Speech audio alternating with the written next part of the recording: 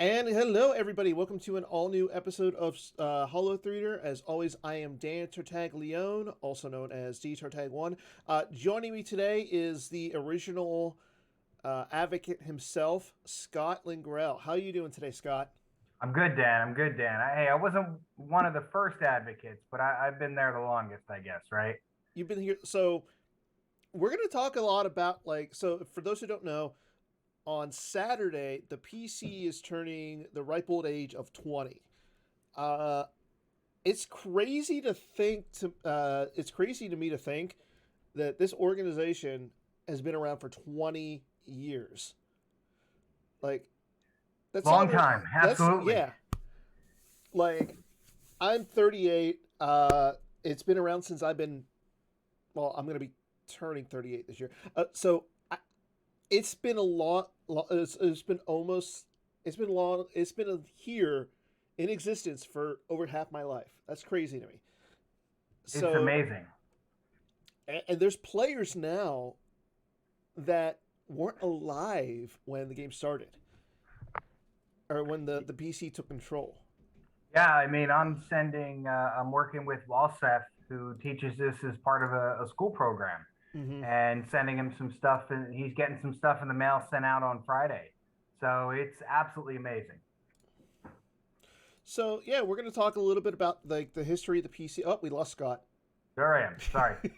So we're gonna talk a little bit about like the history of the PC, where you think it's going, and we got a lot of stuff going on this weekend. So we're gonna talk a little bit about that.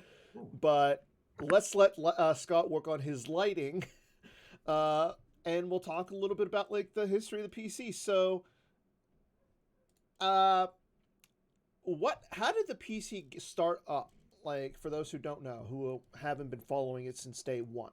Yeah, so what happened was we know the famous story. Hasbro got the license, right, Mm-hmm. from Decipher for the CCG, and Decipher wanted to kind of build kind of a volunteer group to Mm-hmm. kind of bridge the game between Decipher and continue going forward. I think also from a marketing standpoint, it was a brilliant idea because they still had the Lord of the Rings Mm-hmm. that was played by pretty much all the Star Wars players. So why not, right? It seemed like a good thing to do, right time, right place. I know plenty of groups have tried since then and just haven't been as successful. I mean, heck, we're here 20 years, right? But that was it. It was basically just, hey, let's get a group of people together that have different specialties, and we'll start kind of releasing virtual cards and continue to support us in different events, right? At Mm-hmm. DecipherCon, they gave out money and awards and things like that, and that was, I think, the main premise of it. Okay. So you said that you weren't you there for the original formation of the PC. No, I didn't even know what they were even around. I stopped playing for probably, I'm going to say, a year. Okay. I was there for Freedom Con, and then I just really wasn't involved. I just, life kind of took over. Mm-hmm. Started a new job. I remember, pretty much right out of that. And, I found out about it, months later, right? Maybe 6 months to a year Mm-hmm. later, was helping out with some play testing and things like that, like I did for Decipher. And it just kind of grew where I had the energy and the time, and I was able to help out in other areas and kind of build my way up to doing some more stuff. So how? Oh, I'm sorry. How did you get involved with the PC? I think it was just as simple as I remember reaching out to, believe it was Doug Taylor, and Okay. just seeing if I could help out in play testing because him and Eric Olson were the design advocates. Oh And wow. that's pretty much, I think that's what happened is Mm-hmm. they just kind of went to them and said, hey, can I help out? And I just kind of helped play test. So did you so you speaking of like playtesting, you're talking about the original virtual cards. Is that correct? No, I'm sorry. Well, I did play test for Decipher, right? So Oh, okay. I was able to go out for the episode one stuff. They flew like Johnny Chu, myself, Eric Olson, uh, Clint Hayes, I think it was, kind of go out. There's a number of us that were there for a couple days to kind of test this stuff. Okay. And then so that's when I kind of stopped after that. And then yeah, I came in to help play test virtual cards, right? Like set one, I had no idea what was going on. It probably was set two or three where I started to get involved in playtesting. Okay. So, how did you get to go out to decipher and playtest the episode one stuff? Was that just something that, like you said, you volunteered, or No, no, did no. they I pick think you? what it was is I think Dan Bojanowski. Okay. I remember meeting him at one of the Decipher cons, and I had done pretty well. And they had like an invitational event that I qualified for.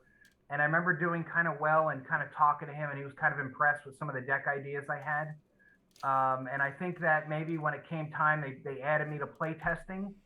And Mm-hmm. I think from that and the Remipocon stuff, they knew I was reliable and trustworthy, and I think they just kind of chose to bring me out. So it was, Nice. gosh, I'm having a brain fart, but yeah, it was Johnny Chu and I stayed in a room for the weekend that we played. I played We Have a Plan, pretty much, Okay. uh, and lost every single game. It was very frustrating. Um, and that was actually a couple things came out of that event. So out of that play testing, number one is we figured out that Jedi add icons to the site, and in play testing Tatooine, we realized that Bomar monks with Jedi would be broken Oh yeah. because they equalize the icons. The other thing that we realized is that's how John Lawley and I came up with a boom race, because I Okay. basically came home and I was like, man, look at this stuff we were playtesting.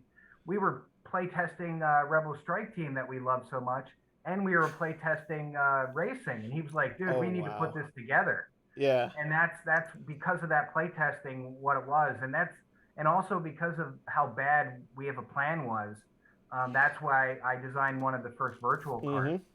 Mm-hmm. I think the only cool thing that I can take away was my idea was originally Chalk and Captain Panaka were Okay. mirrors, Oh, okay.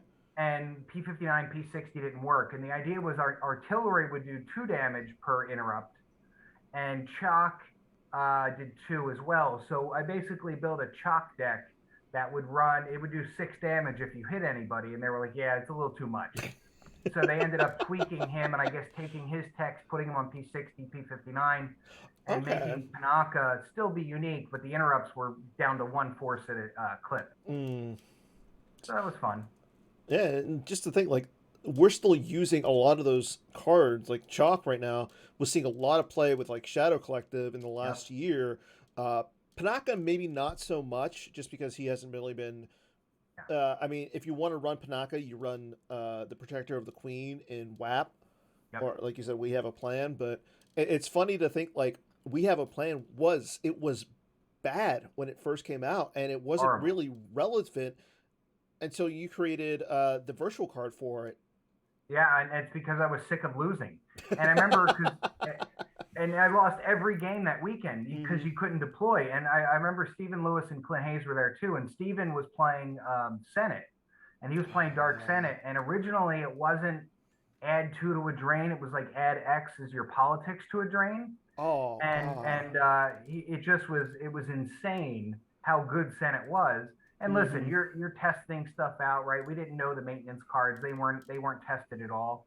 It was all like episode one, the episode 3 stuff, but our episode 1 stuff. And Mm-hmm. listen, you're trying to build it without knowing what was going to happen, right? That's play testing. And Yeah. they would tweak it right away. We'd print off, some new text and test it out, right? If something was broken.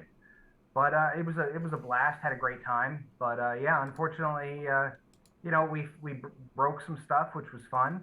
But I lost a whole lot of games, whole lot of So let's go. Let's talk a little bit about, like you said, let's talk about the PC and being that them. it Yep. has been around here for 20 years. So who were the original? Who was the brain, like whose brainchild was the PC? So I mean, it was Warren Holland, right? So Okay. he's the one that came up with it. And so the original advocates were, you had Doug Taylor and Eric Olson that were the design advocates. You Mm-hmm. had Joe Helfrich and Greg Anderson that were the rules advocates. John Arendt, which randomly he lives near me still, but he like randomly moved out to PA. He was the tournament advocate. Okay. Um, And then you had Mike Gerard, that was kind of the player relations one. Mm-hmm. I believe it was Mike Hardy. I don't remember Mike Hardy exactly, but his name rings a bell for some reason. And so there was a good group of guys. I don't have all the names handy, but I remember that press release, they interviewed everybody, Mm-hmm. or they released it. And that the initial press release, it said who was in there. And I remember Greg Anderson and Joe Helfrich didn't really work well together. And part of it is, if you're designing rules and you have a philosophy on how rules are going to be, that one area did not work with two people. Whereas Mm-hmm. Eric and Doug worked really well together. I remember Joe and Greg. It didn't last very long back in 2002. So how did it start? Do you know? I don't. I don't know. And I know Doug Taylor was recently interviewed by uh, Kendall on his Mm-hmm. podcast, and I don't know if he discussed it. I didn't get a chance to listen to the podcast yet. My plan is this week I'm gonna have some time. Mm-hmm. But Doug was also interviewed by Brandon Beatty for Yeah. the stuff. So Doug was really one of the I think he was kind of the one, him and Gerard, that were kind of the most known. Doug because of all his events, Gerard because he just was a play tester for a very long time, and all the Decipher guys knew him. I believe that was kind of the I think they were the leaders of it, so to speak. Mm-hmm. It's I don't know how it started. It just was an idea they had, and again, I think in some ways it was marketing in the sense of keep the players involved. In some ways, it was they had all this stuff. Let's be good to the community. Why not? Mm-hmm.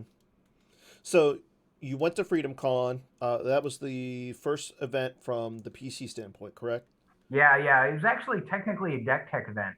Oh, okay. So it was so one of the things also is back with deck tech, Gerard, myself, and somebody I can't remember basically started that deck tech players challenge. It was kind of an idea that we Mm-hmm. had to start a new group of deck tech player events. And that was near the end of Decipher's run. And philosophy wise, there was money given out at that event, and Decipher had never done that. So is it good or bad? We don't know. Looking back, I think maybe it was bad for the game to have money as prizes. But at the end of the day, Magic's been doing it for Yeah. 25, 30 years, right? Or 25 years. Mm-hmm. And so the idea is, with the Freedom Con, when it was canceled, I knew there was a group of people. I think Gerard was one of them, and Neil Rozzi, and David Akers, and all those guys said, "Hey, let's work together to do something and do this event." And Mm-hmm. I think it was the basically the three of them that really did it. Okay. So how did you become like a volunteer for the PC? And when did you become a volunteer? Because honestly, like even though it's been 20 years, it almost feels like to me at least you've been there from the beginning.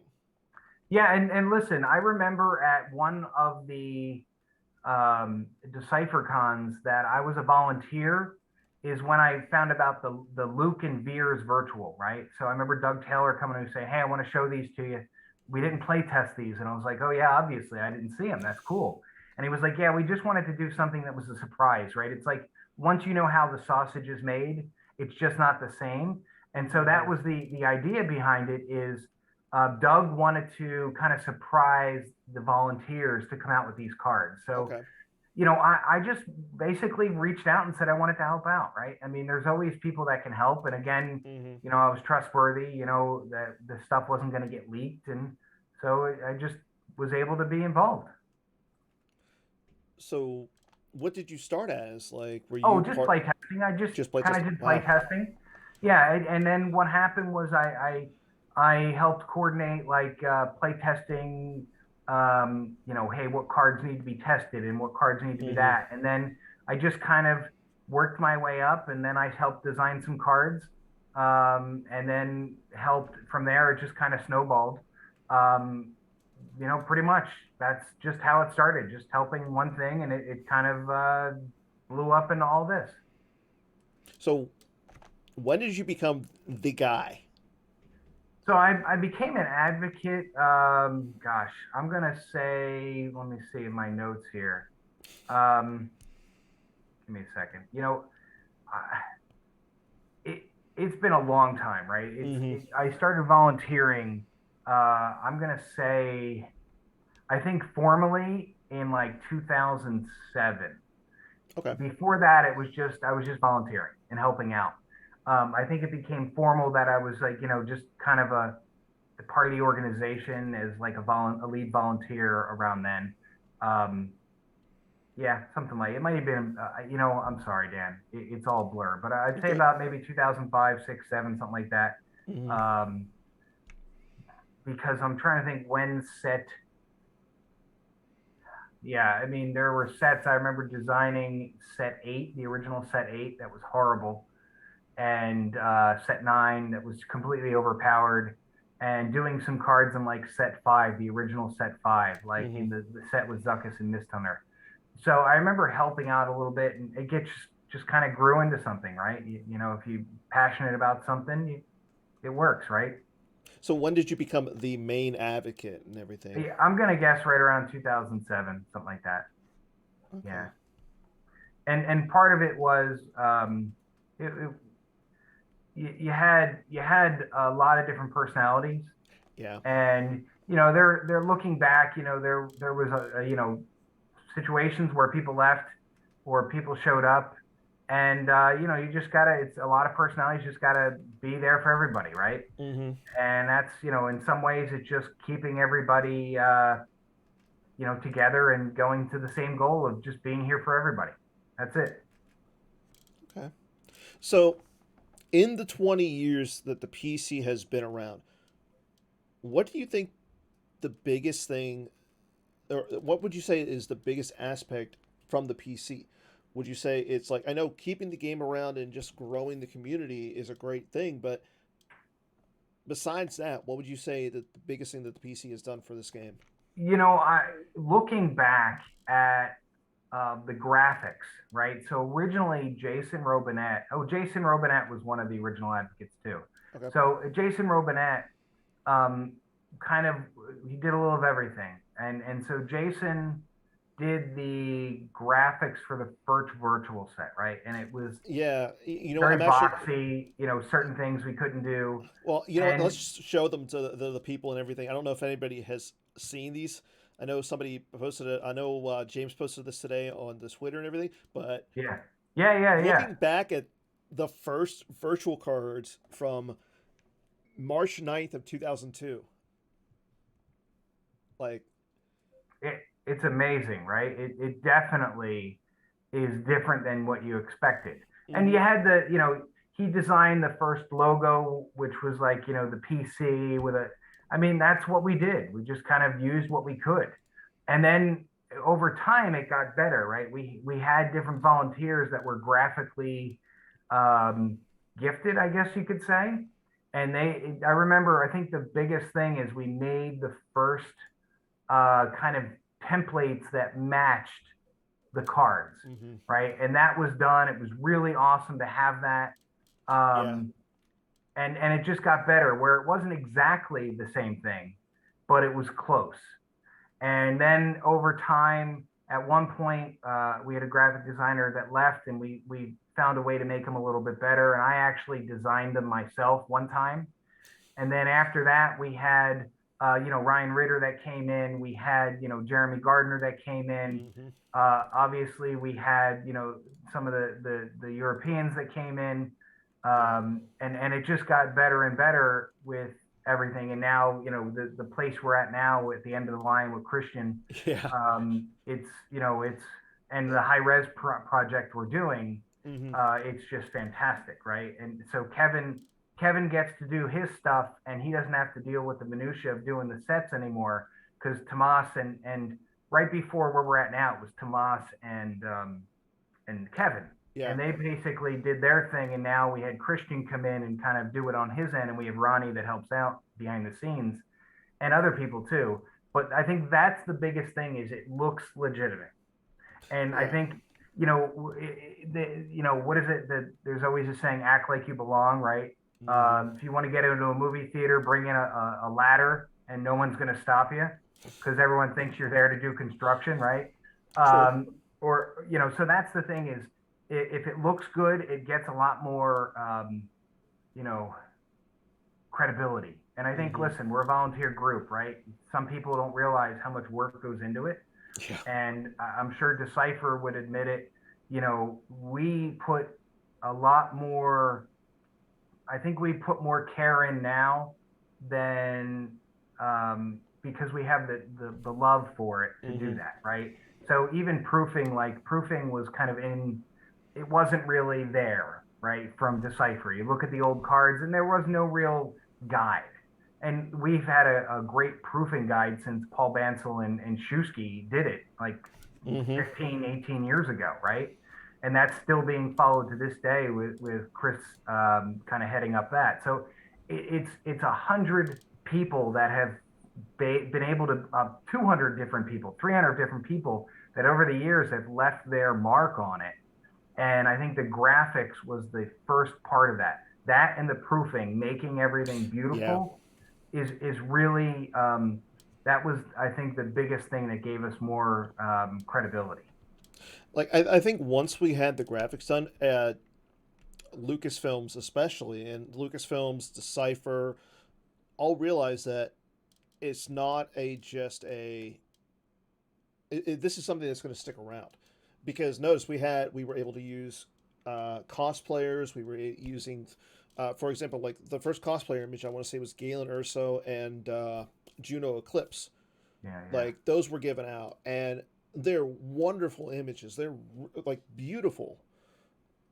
And then, but we couldn't call them the characters. They had to be like, what was it? Yeah, The Fallen Jedi and Yeah, Fallen Jedi, Star yeah, and Killer. listen, there's certain things that we have some leeway in, right? So we've been able to make it more professional, but at the same time, there's certain things we can't do, and that's fine. You do what you can. At the end of the day, we're fine with it. Our Yeah, community is very happy with that. You look at the quality has definitely gotten better, right? So, and that's the trick. Why they updated some of the images, and through this high resolution project that's being headed by some of the graphic design team, mm-hmm. they are going to have new images put out and get rid of some of the old ones, and that's fine. I think it's a good thing. Yeah. But once we were able to actually name the characters their names, like General Grievous at first wasn't called General Grievous. He was like what, Droid General? Droid General, yeah, Yeah. yeah. But But once I think we were able to do that and actually use the name from the material, it just became bigger than I thought it was going to be originally. and listen, over the years, I've gotten, I don't know, maybe 5 to 10 calls or emails or contacts from people saying, hey, we want to do what you guys did. How do you do it? How do Mm-hmm. we run our game for, I think L5R is another game that Hayes was really big involved in. And Hayes to this day, I think is still involved with them, but Hayes Hunter. And, Mm-hmm. and, they're kind of the same thing. They've been doing this a very, very long time, but there's not a lot like us, right? And that's a Yeah. good thing. It's a testament to our volunteers first and foremost. So where do you see the PC going? Like, I mean, it's been 20 years. Do you think we're going to be around for another 20? Well, I remember in the interview with Brandon Beatty, basically my thought was we're Denethor, and we're the Stewart of the game. And I would love for it to go back into print in some respects. And if it did, here you go, take it, Yeah. have a good time. We here's what we've learned, here's what we've learned not to do, and there's regrets I'm sure we'll go over next. But that's the idea. But at the same time, look at it. We have you don't have to buy as much stuff, right? True. It's you can enjoy it without costs, and that's a good thing. Versus right now Magic just raised their prices. Don't You remind me. know, it's expensive, right? So Yeah. that's the thing is you have the ability that we make it more accessible to the players while having the online aspect as well. So I think that's a really, really big part of us going the next 20 years is keeping the cost down, but keeping the collectability, right? There's Mm-hmm. a reason this stuff is for sale. And listen, we've talked about proxies, and all day long, I think if we proxy anything, anytime, and I've been saying this for 15 years, I think shields are going to be the biggest thing. Other than that, no, I don't. I just Yeah. don't see it happening because there's a value there for people, and if we don't want to lose that for people. At the same Mm-hmm. time, we want to make it available for everybody. But if you have a card that's really expensive, we don't want to devalue that to the point of zero. Unless it's like a Japanese meteor impact. Yeah, like technically, and there are cards we have a lot of that we give out for prizes, right? We don't sell Mm-hmm. them because of the Yeah. cards we got from Decipher. When we sell cards, we sell stuff that we bought. The stuff from Decipher, it's in storage. We give them out for prizes. There's one card we have a lot of that we could completely devalue the entire marketplace in that one card. What card? Master Luke. Oh, okay. I mean, I can understand that, but I mean, at the But we same don't time, want to not a do lot of that. people used it. I know, but we don't want to do that. What's the Yeah. good in that, right? There's some kid that gets his first card and goes, "Oh, this is amazing. I got a Master Luke. It only cost me $5." We'll Mm-hmm. probably mail him one if he wants one for free, right? Pay the stamp. Here you go. So we don't want to hurt people because we don't know where this is going to be in 10 years. Why hurt? Why hurt the Mm-hmm. marketplace for that? And it lets everybody get in a different way and keeps everybody that collects the same. So, what would you say is the biggest challenge that the PC has faced over the last 20 years? So I felt so much regret when I believe it was Scott Deal came to a match play event after we had trimmed the cards, Mm-hmm. and he played Tarkin in a deck, and he used to have different techs that would affect on the edge and off the edge, and it didn't do it. And that was my one thing is, we changed the stuff and you can't get it out there to everybody. That's my biggest thing. And one of the reasons, like, the Magic has the Gatherer, is that what it's called? Yes. And that's one of the reasons why Scomp Link is fantastic, because and why we want to redo all Mm-hmm. the cards with all the errata from, like, that's one of the projects we're doing right now is every decipher card. We're redoing all the templates with all the errata text, so it's the Okay. final image. And that's the thing is I want to have Scomp Link so that you go in anywhere from your phone, from the Comlink app to wherever, and you'll be able to see the most recent text on every Okay. card. I like That's that. that's one of my biggest things. It's silly, but because it hurts the community.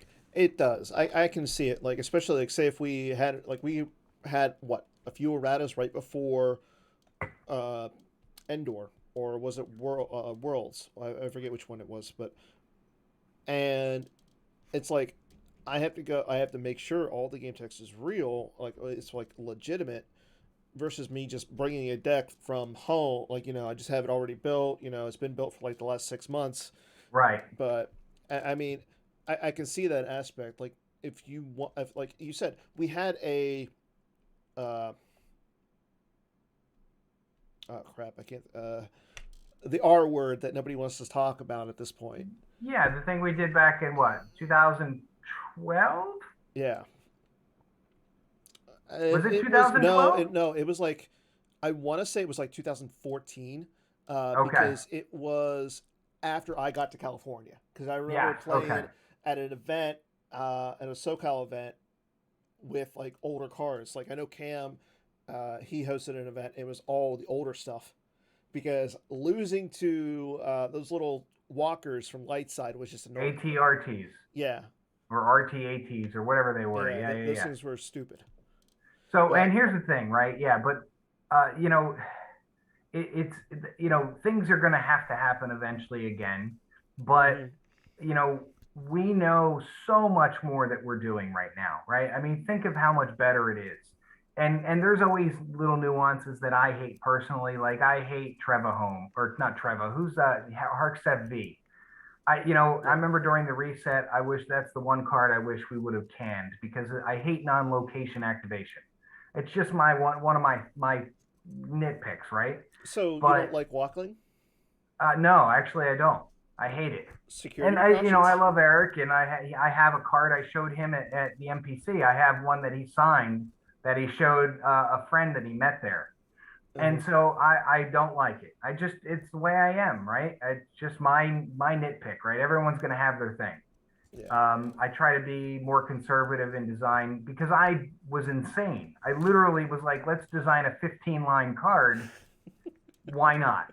Right? Every card should be attack run on a character template. I mean, were you the cause of missions? No, no, that was Mike, and Okay. I do think missions were great, and the reason why is because I always thought it would be awesome. We had admiral's orders, let's get general orders, and Okay. Mike was like, well, what if we come up with a card that has it's like an epic event, but not as epic, and Mm-hmm. I think that was a great idea. It just listen, sometimes the things don't work out, but I really like the mission idea. Yeah. It's like a halfway between an objective and an epic event. Listen, what is it that Michael Scott said? You take all the shots you can't miss, or something like that. I don't know. I've never watched The Office. Yeah, or it was like you miss 100% of the shots you don't take. Yeah. That's what it is. So we had one already. Do you see the game experience another reset? I mean, if you look at the progression, I mean, we had one where where what, how many sets were we at? Like 18, 19, 20. Yeah, we were at a lot. It's different. So part of it was we remember we did a lot of culling in the sense of right that the revolution, the re-edit, Yeah. where we basically literally had 8, 9 line cards that we cut down. So we couldn't cut everything. So the things were still atrocious.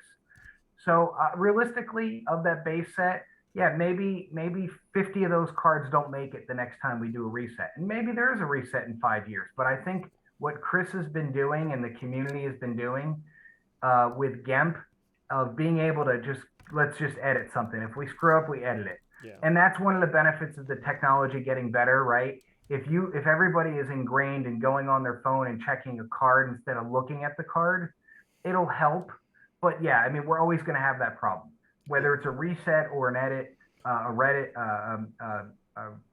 Revert. errata, an errata. You're going to have that issue. Mm-hmm. So I mean, are we worried about having too many cards? I don't Is think that so. I mean, Decipher had 2,000. Listen, Jeffrey Johns designed the Yale smear, the Thrawn's pet, right? I think yeah. it was. And listen, I thought it was a cool idea.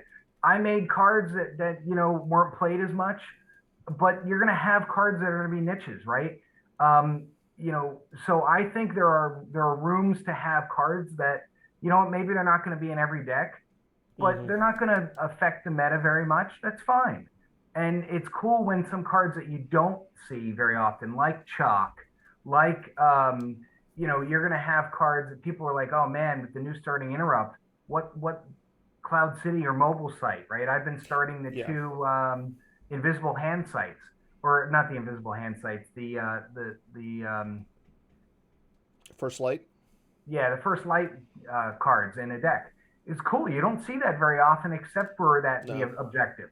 So it's very creative, and I think that um, we don't need to worry about getting too many cards because the things will ebb and flow, and some cards will fall Mm-hmm. out of favor, and then they'll come back in. When things come together. So you said it. You said you designed a lot of cards. What one card would you say that you designed is your favorite? My favorite, I can tell you my least favorite. So I think my favorite, I Yeah. really liked the original concept for, well, so Ewok, or not Ewok Log Jam. I'll tell you the one that I liked that I thought was the most thematic, that was really cool Mm-hmm. from the Endor set that we designed. I think it was V8, and it was the what's the card that has all the troopers that was in from Endor that was also a preview card in the third anthology. Rapid deployment. Rapid deployment. So I like that because it basically allowed you to deploy troopers from your reserve deck But there was a card that had text where it was like, oh gosh, I can't remember. I'll tell you what, I'll pick a different one. Okay. The Guri and Zizor card I really liked. The Those virtual rebels ones, right? won't escape us. And the way it worked is it was like add 5 to your total battle destiny if they're in a battle together. Mm-hmm. And because they both added destiny, they both it didn't really help if they were in a battle together on the ground because you only drew one destiny. So it was basically a way, but the lost part was very cool where it would it do you have the way to pull it up? Let's go to Legacy. I'm going to pull it Oh, up I because this is driving me nuts. honestly, I need to look back some of the older stuff. Like I look at the images, but I don't remember a lot of the older stuff. Like I remember the first iteration of the card that eventually became "We'll Take the Long Way." Yeah, Like I remember what was it, Secure Route. secure route. Yeah, yeah, Like yeah. that was one of my favorite ones, and I have a signed Secure Route from Scott. Like it's still in my binder somewhere, but All right, I would love to see something like that again, where I know that we now have "We'll Take the Long Way," which says once you it's get to different. the throne room, you can just deploy there with somebody. But the ability to take something from your lost pile into your hand when you deploy a Republic character was so good. Yeah, so let's talk about that, right? So I when that card was made, looking back, it again I built it because the goal was I hated losing with Rebel with We Have a Plan. And I think the Recycling Republican deck was a deck where he played 5 control tunnel vision. Hmm. And that was the deck Neil Rossi actually played it too. And the goal was you deploy a Republic, you go get control tunnel vision back and retrieve it in the hand. And I think looking at a way, it might be playable again because of Coward, right? It Yeah, is more dangerous. But in the beginning, right, the odds are they're not going to play. We only had 3 shields in the beginning. yeah, So it was a lot riskier. I think if that was in the open meta with maybe a way to have it stack on code clearance, make it a little riskier. yeah. I think it would stack on code clearance. Well, no, it didn't, but I think No. making it so if you play it, it does stack on code clearance or it's grabbed or something. So you didn't keep retrieving the recursion of the control tunnel vision. I Hmm. think that would have been fine because the shields would take care of it with unlimited shields now. Yeah, because I mean, originally it wasn't even you retrieve it into hand; it was just you take it into hand. Then Yeah, they eventually put the retrieve aspect on, so you'd have to pay for one. But it was rough. It was it rough. was. And there were cards that didn't have my name on that I'm trying to think of. Um, We what need to was go that back and look. card? So that's the thing is rapid deployment. That was it. It was basically you can deploy a scout to a site. That wasn't the good one. Endor Celebration was the one I was thinking of. Okay. So with Endor Celebration V, it was like if during your draw phase, if you have a rebel scout alone, you draw destiny. If it's less than the number of scouts on the table, you activated or retrieved 5 force and then put the card on the bottom of your lost pile. So Okay. it was, I mean, you have to keep the guy alone. It's during Yeah. your draw phase. So it's not like you can move them. And it gave you it was just kind of cool. Yeah. It was neat. I tried to be different. No, I Um, mean, I love different cards. Like the ability to use different cards. Like just I'm tired of seeing the same stuff. Like I'm so glad like Hitco has that character restrictions on it now because you don't see the same cards. Now you're playing like the the newer Han, you're playing Daughter of Skywalker, you're playing stuff like that. Versus originally it was like you just throw the same old cards into the same deck. yeah, I mean, you think about it, right? Commander Luke, right? Power minus or deploy only to Hoth. And then Yeah, they went the route of like Qui-Gon, where it was deploy -2 on Tatooine. And I think that was their way to get people to play the cards more universally, yeah, but to sell cards, right? And what we've tried to do is it's tough to do that, but we have so many different versions, right? There's like what 15 versions of Leia. And the yeah, trick is you need to make it good enough to play so not everybody doesn't play Princess Leia. yeah. I mean, at this point, like what we have, like there, every physical copy of Leia sees play, with the exception of Princess Organa from Special Edition. Believe it or not, I saw her in a game God, I can't remember who was playing MBO, and Okay. you put her in MBO. It was actually really, really useful. Okay. Maybe So we'll. I mean, listen, there's niches, right? It's going to happen. But I do like the way that we do have so many different personas. Yeah. Again, if we redo it again, if we have another one in years from now, maybe we revise it and make more deploy minus X to X Mm-hmm. and make them that way they're more specialized.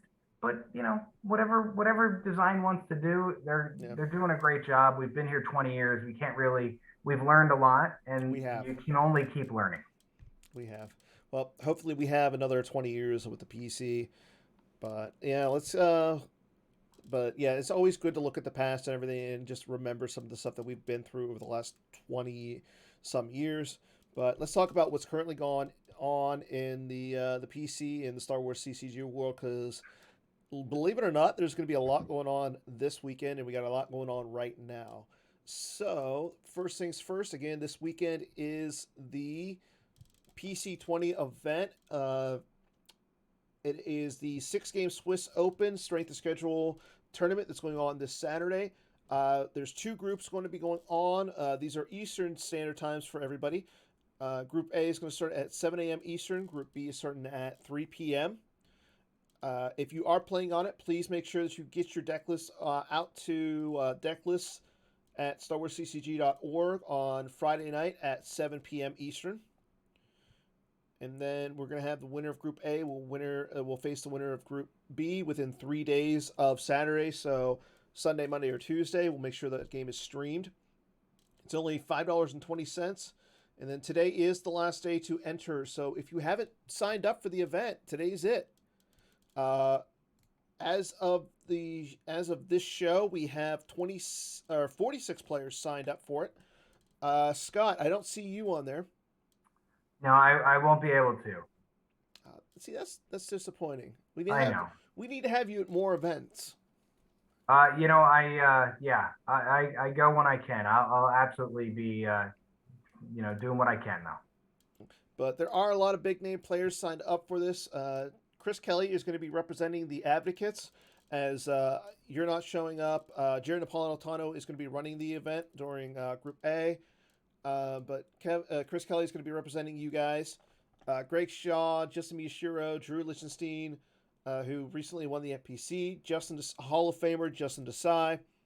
And then in Group B, again, Brian Fred had to step out. He's not going to be playing, but we have Hall of Famer Joe Olson, Matt Sperling, Matthew Harrison Trainer.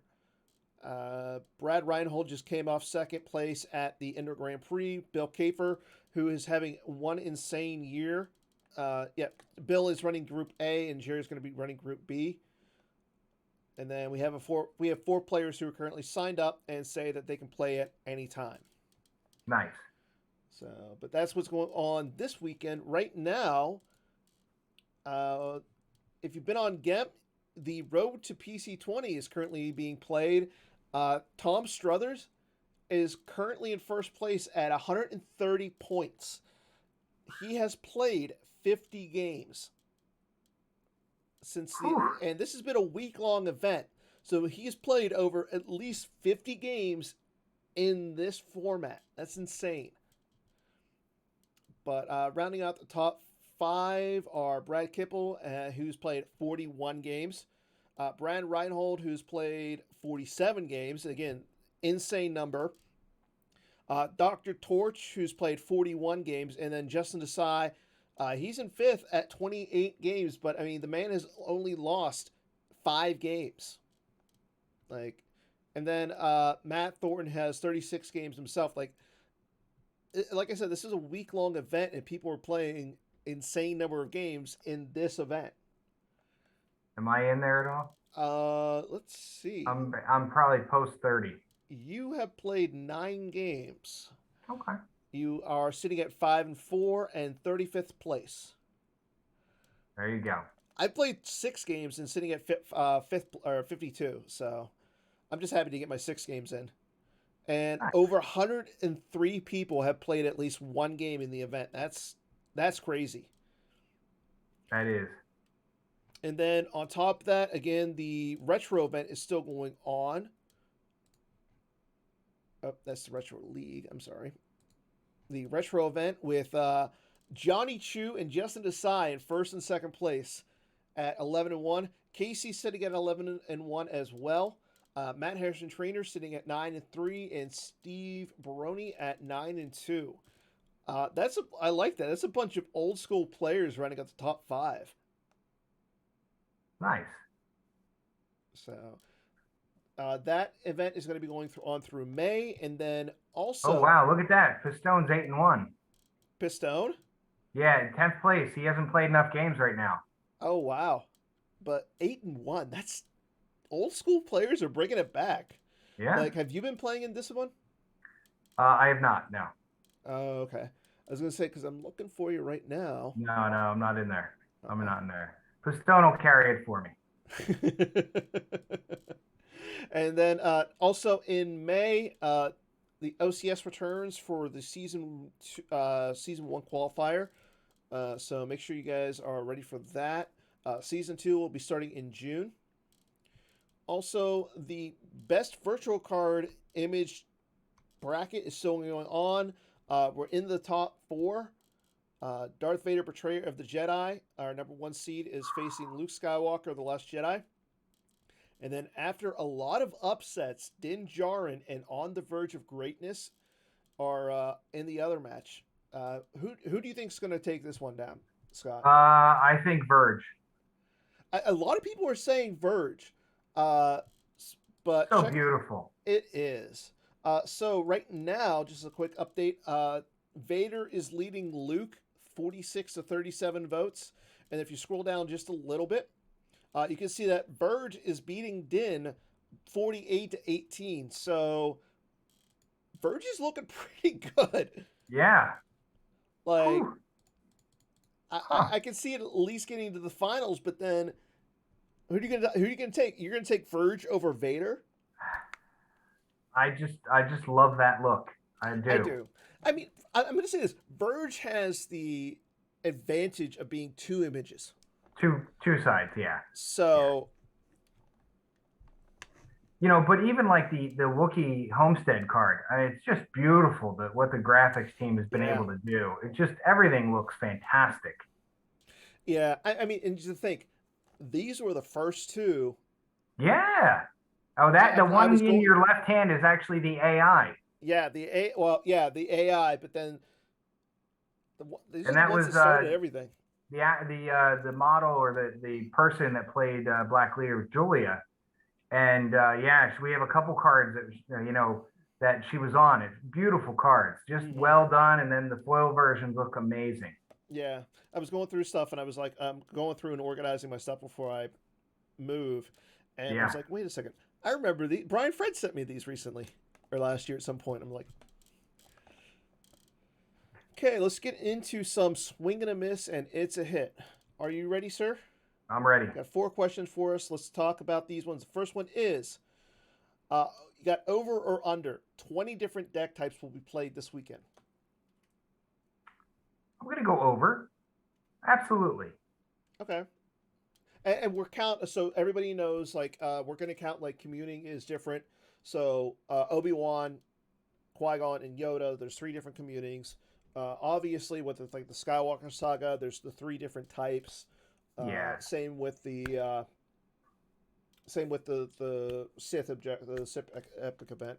But to go even a step further, I think there is going to be 5 decks on each side that will only play 1 deck, like meaning one of a deck on 5 different decks. I can see that. I don't see us going over 20 different deck types.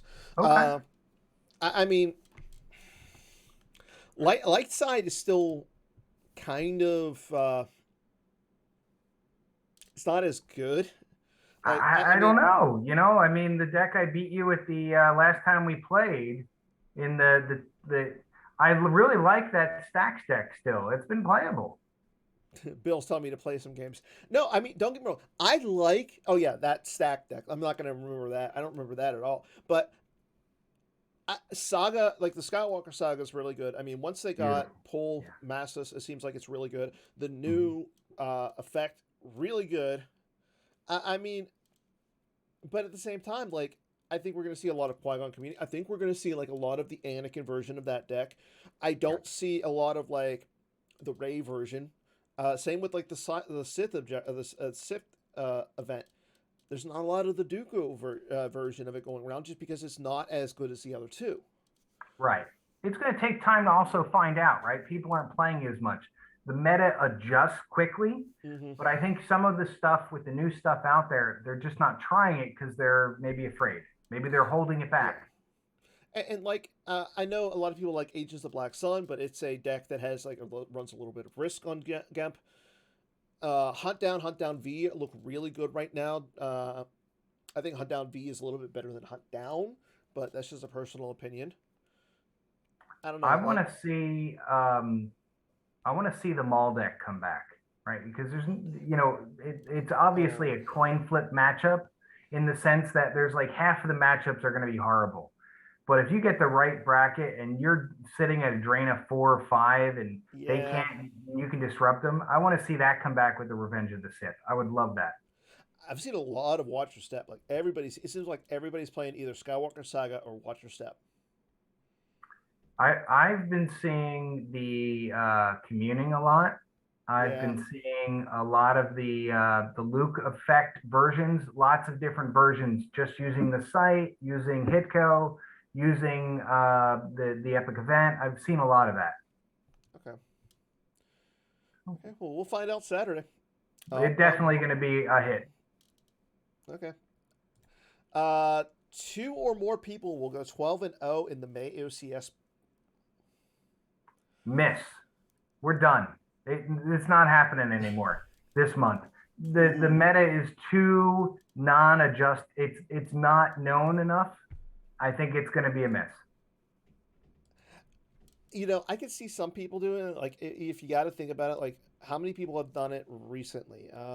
Bill. A lot. Yeah, there's been a lot, but I think you're right. I think the meta now isn't as well known as it was before Endor. Yeah, Like everybody knew like Shadow Collective best star side deck. Everybody knew that Community was being a lot of played. And you got to get ready for that. Now it's like there's there's so much like Watto seeing play. Quiet Mining Colony hasn't been a lot of CCT, but it is still around. right. Um, like you said, Communing both versions have been played.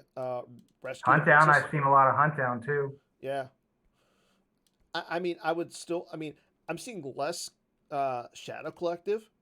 So if there's less Shadow Collective and there's less of Maul, maybe decks like WAP can come back. Prophet, not seeing as much as I would think with the new Master Luke, but Yeah, I mean, I worry about profit in the sense that is if anybody ISB just rolls over it. So I don't know if people are gonna if ISB is feasible. I don't think it is. That and bringing before me seems like it's really low, but yeah, somebody could break it out and dominate with it if they get the right matchups. yeah, I agree with you there. Like ISB, I think it's always in the background. Like people always got to think about it at some point, but like no idea. A deck that was another one that's not a lot of people are playing, but it didn't really have a lot of impact from this current meta change. I think people are just playing stuff that they want to play in like this road to the PC20 event. Yeah. But Yeah, we're definitely not going to see those Shadow Collective and Legend all day long.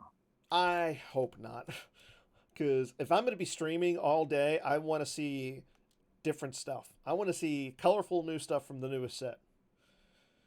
I Okay. agree. Question number 3. Luke Skywalker V will remain unchanged for the next 20 years.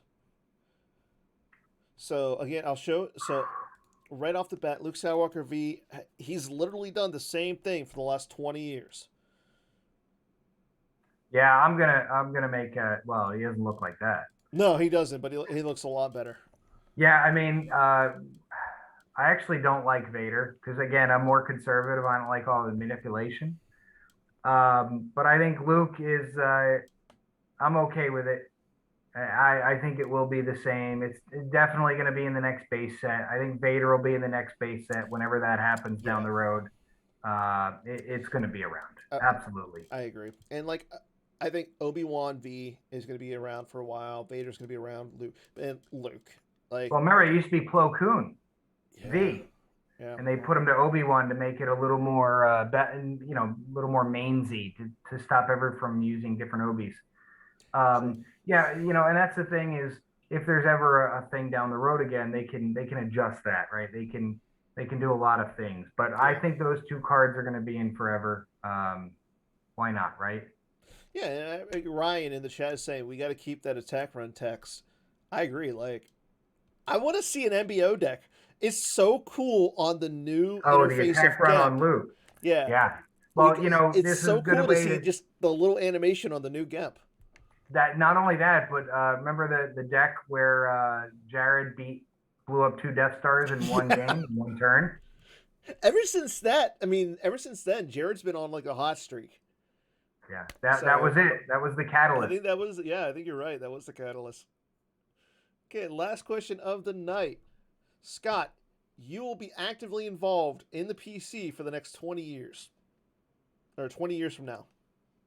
And that's a hit. It's fine. I don't see why nothing changing. I'm sure it's going to be easier as technology improves that I can do it from my vacation home in Bermuda, but I don't know. Oh, do you think the family will let you be around for 20 years with the probably PC? not. No, who knows, right? Yeah, I mean, why not? I think the, all the people watching it are like saying hit, hit, hit, hit, hit. It's because I don't think anybody else can see this game going anywhere without you. And listen, that's sweet, but it's not right. I mean, there's 100 people that are busting their butts, right? There's a reason we have so many volunteer awards now. But at the same, And one of the cool things I will tell you real quick, I'll get and Worfs doesn't know this, but Worfs did a lot for getting the Endor thing, and I yeah. wanted to send him a little something. So I got a special something I'm mailing him out Uh oh. that Harpster's gonna hate that he has. Ooh. I'm So curious it's now. just a signed card that's a Japanese foil that Eric Hunter helped us design. Japanese foil. Eric Hunter. It's a virtual card Yeah. that we made into a Japanese version Is it that's signed by somebody. okay? Okay. Okay.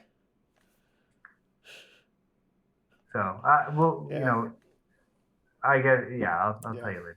But You but can there's some say people that are really going above and beyond, and I want to give some of those out to kind of thank people and make it unique, right? Because there's so many people that drive this there game. are, but I mean, at this point though, I don't think anybody like sitting around after an event, getting dinner, and just hearing all the stories and everything from you.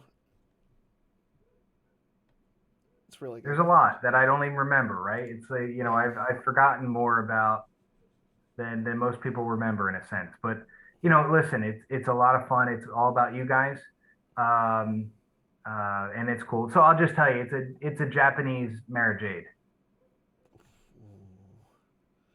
So it's Oh, that's nice. the new card, the new Yeah. image. It's I. in Japanese, and I got Shannon to sign it for a couple of them to sign to give out. So, and Chris is That's getting good. one. So, it's just cool Yeah. to give stuff to the volunteers, right? It's definitely Yeah. not Mark Hamill, guys. Sorry, Bill. You know what? Maybe someday. Yeah, Maybe yeah, someday we'll be on a blip on like Mark Hamill and Harrison Ford's radar, yeah, and they'll be yeah. like, "Hey, I'm going to go to this event because these guys have been doing this for 20 years." Doubt Absolutely. it, but And listen, Dan. I mean, this is all because of you too, and you are amazing. So there's a reason why we're here tonight. you're breathtaking. You're breathtaking. I will say I'm so glad that Christian we used the Mara Jade image from Decipher, and then we took the image from the town card, the corn horn, and the Mara Jade card, and put that onto the new Watcher Step effect. I love it. Yeah, like it's we need like I want to get a giant version because I have one of the blow up cards. Like I need to get like bigger version just when I play the card in person. Oh yeah, we make an oversized. Well, Tom Haid. One of the things that I did do is I made an oversized, no allies objective that he had won as kind of an award for when I think it was for winning worlds. Yeah. So making a oversized uh, object or effect to go over that card. Why not? I think we can do it. I know that we have we did make an oversized. We made Hunt down the V. Hunt Down V Yep. and Legend. Oh yeah, there's the okay, yeah. Maybe we did. So no idea is legend. We made that, and then there's a bigger one that is the size of that whole plastic case. That was the old allies one. That's what it was. Okay. That was for Tom Haid. And then the legend one, yeah, there's that's an awesome size too. Yeah, because I think that goes right over the Magic mind cards. No, it goes over mind what you have learned. The oversized mind what you have learned. Oh yeah, nice. Okay. Okay, so I don't know if you're ready, but it's that time for the lore challenge. Can we do the lore on like an objective? I mean, I did give you the lore on the leader cards at one point. Remember that? Yes, I remember. Okay, this one though, I think it's gonna be right up your alley. Okay. So again, I'll read the lore. Okay. And then you have the option of asking for the set or the type. Yep. And then you get a phone a friend somebody in the chat. As long as they don't cheat. Well, I'll have Kafer on speed dial, right? Ooh, yeah. Call up Bill. Get him on speed dial. I'll accept that. We'll see if I need to though. Okay. Your lore challenge. Male Bith musician. His favorite song is Tears of Aquaana, mainly because it features him on Fanfare. You know how many bits there are? Come on, it's right up your alley. Well, I know. Figure and Dan uses like the Jizz Whaler. So let's see. There's. You can ask for the set or the type first. Because it could be the. Is there a Bith in the Jawa pack? Yes. So it could be a Jawa pack if I ask for the set. There's Premier. There's A New Hope. There's Special Edition. No. What is Special Edition is the Bargwindan. Oh man. Let's do what is it? The set or the what? The type. Well, it's an alien. I know that. So let's give me the set. A New Hope. So okay, and I'm gonna put up. So now that you accept, so you've done that, I have a 30-second timer. Okay. Okay. So, I mean, can't be Figure Dan. Who are you gonna say in the chat that you want to use? What do you mean? You can phone a friend with somebody in the chat. All right, I'm gonna call Bill Kafer. Okay, Bill, he's calling you. So as soon as you get on the line, you're both are gonna have 30 seconds. This is great. Hopefully he's there. Oh, he's watching. Actually calling me live. Hey, Bill, how are you? Okay. I'm good. How are you? So okay. I know it's not Finger and Dan, right? Because the Jizz Whaler, right? 30 seconds. Finger and Dan's a gambler. It's not Figure and Dan. It's a It's not Barkman Dan either, because he's also a gambler, but he's from Special Edition, right? Yeah. So oh man, but it's one of the Biffs. 15 seconds. So it's either you got Tech Moore as the dark side one. Oh yeah. I think he plays the Omnibox, so I think it's not him. No. You got Doink. 3, Doink Knots. 2, 1. Time up. I need an answer. You got Ichabel Gaunt. Oh wait, I gotta have you. I was thinking Deutz, so I'm gonna go with Doik Knots because I think that was the one that in my mind I was thinking about. So I'm gonna go with Doik. Bill, I'm gonna go with Doink. Are you both agreeing on this one? Thank you, Bill. Your guess is as good as mine. Yeah, I appreciate it. Thanks, Bill. Have a good one. Okay. Bye. Yeah, I'm gonna go with Doink because it's the one that I was thinking of, and I think that's really the only guess. It can't be Tech Lore, because Yep. he works with the Best Shuffle. It makes perfect sense, and watch it be him. But I'm gonna go with Doink. Doink. Doink, final answer. Yes. I'm sorry, you're incorrect. It was Ichabel Gaunt. Ah, come on, pull him up. What can we see him? There it is. Right there. Male Biff. Damn. And he's the one that adds X to your deploy? Nope. Force drains. Opponent must use X force when force draining at an adjacent site, where X is the number of other musicians present with Ichabel. That's awesome. Yeah, I've tried building a light side musician deck. It doesn't really work. Well, then we need to have you make some light side musician cards. Here's my. Can you see this? Your Max Rebo. Yes, that was from Jerry. So here's what I'll tell you. Chris actually asked me. Chris Kelly, he's like, maybe we should make some dark side musician helpers. I'm like, don't you dare. You can't do that. So listen, yeah, light side. The problem with light side is it's all based on the audience chamber. It needs to find a different site for them to deploy at, and it would be neat. So I will say this: I'm going to tell you guys, you and Bill. I literally went to the Scomp link, changed it to lore, and just typed in musician. He was the first one I selected. Ichabel. Dang. Ichabel. Yeah, he's actually really really good. But the problem is, it's the musicians on the light side are just not comparable. Well, I mean, can't you just put him at the audience chamber and make it a boost shootout? Because it doesn't have to be at a battleground. You can, but you're putting so many guys there that you need to have two battlegrounds still beyond that. You got to play Tessic. You got to play. There's just way too much stuff going on.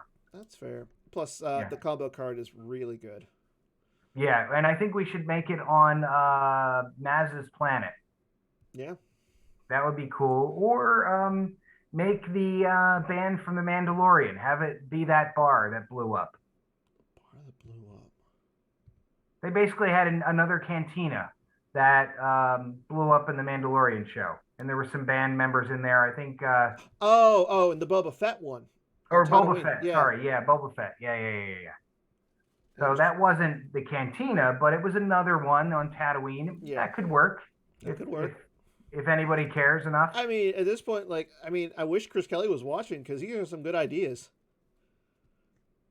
Listen, I don't think anybody cares enough to do it, but if they did, there you go. We need to. We don't need mains. We need stuff like this at this point. We also need to fix the VX Force Speeder, but that's beside the point. I like it. We do. It's a nice one. Okay, everybody. Well, I'm going to say that's all we have for tonight. I want to thank Scott for coming on. It's always a pleasure. I love talking to you, Scott. Hopefully we'll get you on at some point again this year. Without question. Yes. Without question. I'll be here. Oh, without question. Awesome. Thank you very much, Dan. It's great being here. Well, so next week we'll reiterate onto the PC20 event. Hopefully we'll get the winner on. We can talk to them about why they played the decks they played and the main event as well as the championship game. Maybe we'll have the championship game on Wednesday during Hollow Theater. Why not? We've done that before. Yeah, we have done that before. I mean, I would that'd be a fun event to do on Hollow Theater. But until next week, everybody take care. Oh, actually, no, until Saturday, everybody take care and make sure you guys get ready for this PC20 event. If you haven't signed up, sign up. It's only $5.20. If you need the $5.20, message me. I'll pay for you. Thank you very much for everything, Dan. You too, Scott. You take care, and I'll see everybody Saturday. Until then, have a good one. Bye-bye.